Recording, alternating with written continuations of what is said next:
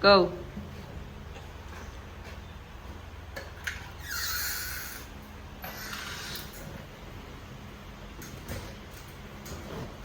Ma, pauwi na ako. Meron dala akong pagkain para sa punan natin. Ma, asan nga pala sila Bea at... Nandun sa kwarto nila, nag-assign. Sabay pamangkin mo may sakit, kaya yung ate niya, bumili mo na lang gamot. Go. Ma, nakauwi na ako. Meron dalang pagkain para sa punan natin. Tawahan ka ng Diyos, anak. Ma, asan nga pala sila Eileen at At nandun sa kwarto nila, nag-assignment. Tsaka yung pamangkin mo may sakit, kaya yung ate niya, bumili mo na ng gamot.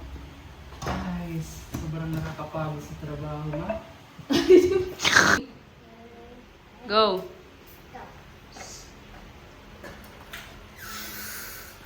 Ma, nakauwi na po ako.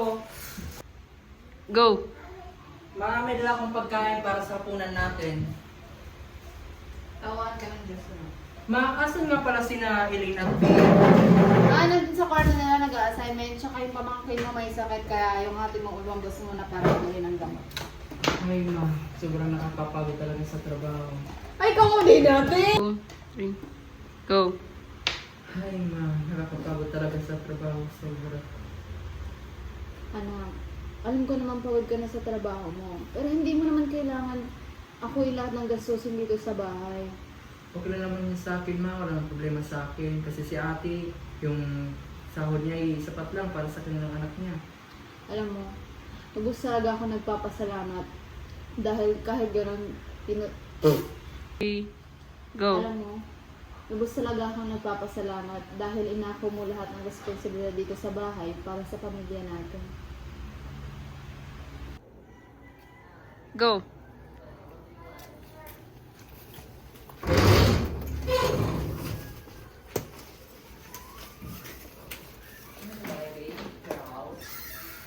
Ma! Ma! Ed! Nandito na po ako. Pasensya na, natagalan. 3. Go. Pasensya na, natagalan ako. 3. Go. Pasensya na, natagalan ako. Bumili muna kasi ako ng gamot ay kaya. Tapos? Go. Ano ba ito? Ang hirap. Go. Ay, sa wakas, natapos din. 3. Go.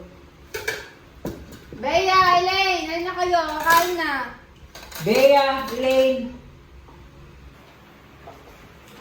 Nandito na po. Uy, Pan! Nandito ka na pala. Sige, upo na kayo.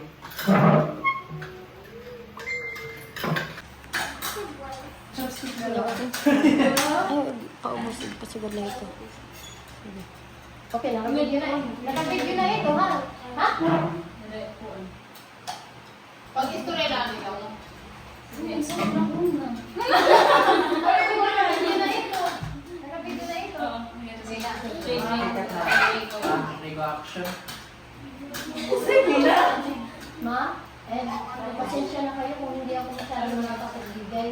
Kasi yung sahod ko napupuntahan sa mga gamot na kaya. Kaya na kayo. Anak, mahirap ang magiging isang single parent. At simula nga nung namatay ang tatay na, naging single parent din ako. At hirap na hirap din ako noon. Ngunit nagpakatatag ako para sa inyo. Okay lang. Ate, okay lang ako. Ay, sugat, sige. In-post. Sige, Pare, Okay lang. sige, Nawa, dito. Ate, siguro ka sa akin. I-post. I-save na. Sige, ano yung laban na? Ate, okay lang yun. Huwag mong isipin yan. Kasi tayo ng pamilya yung magtutulungan. Na para bang isang puno na magkakugnay ng ugat, na hindi natin nahayaan yung isang sanga na mahuhulog. Go. Tama po sila, tita. Alam niyo po ba? Ako, kahit wala akong mama at papa, masaya ako dahil kasama ko kayo. At hindi ako nakaramdam ng pagkukulang. Go. Salamat kasi hindi niyo ako pinapabayaan. Ngayon ko lang napagtanto na dapat hindi kailangan magkaroon ng maraming miyembro ang isang pamilya o ng dalawang magulang para mabuo ang isang pamilya. Ang mahalaga ay nagmamahalan at pagtutulungan tayo. Tama yan, anak. Huwag mong isipin ng mga ganung bagay. Kahit na ganito ang ating pamilya at ikaw ay isang single parent, iisa lang ang ating layunin at yun ay ang magmahalan at alagaan natin ang isa't isa.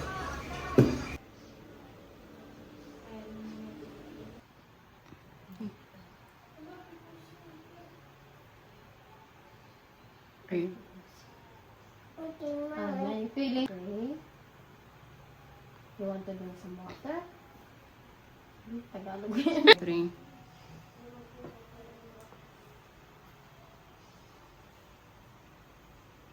One, two, three, 4, 5, 6, 7, 8, 9, 10, 11. Very good. Tama na.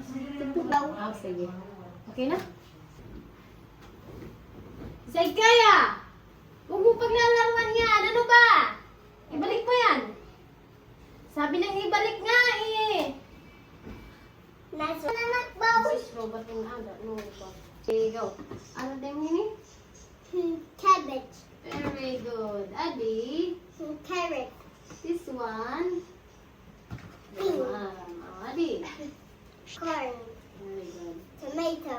Very good. Pig. Lion. Roar! Sige. Go.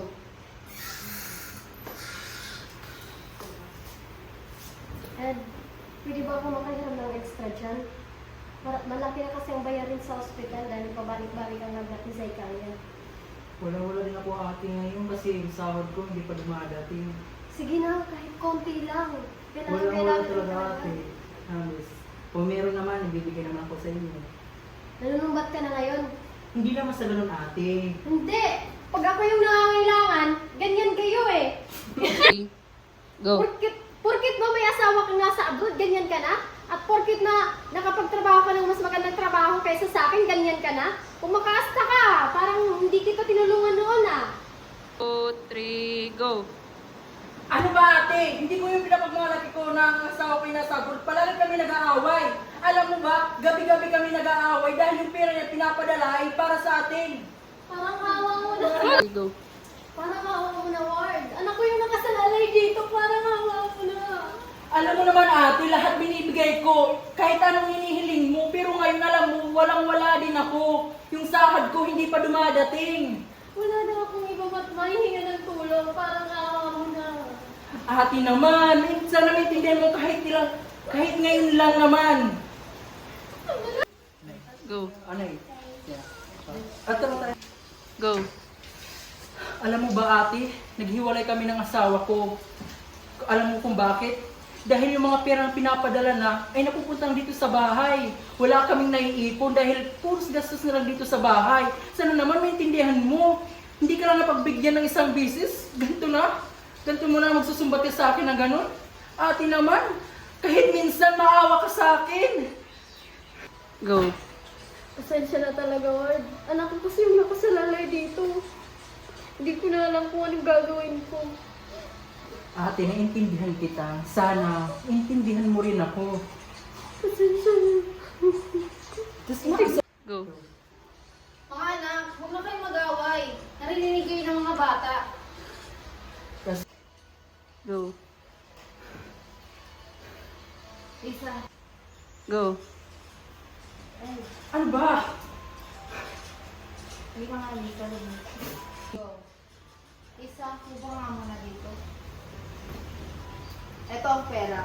Gamitin mo muna ito para sa apo ko.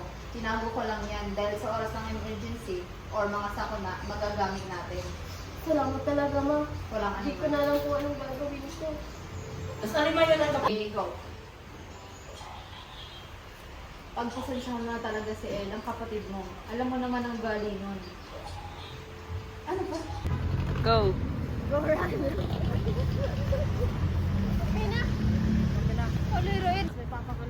Go. Go. Go.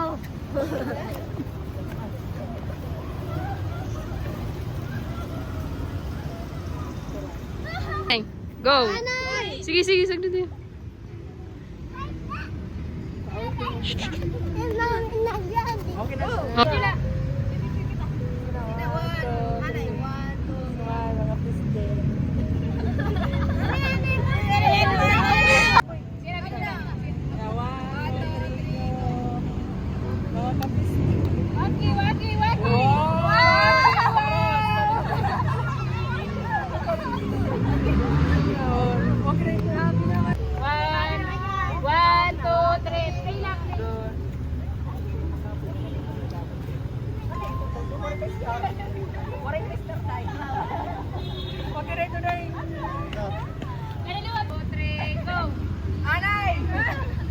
Anay.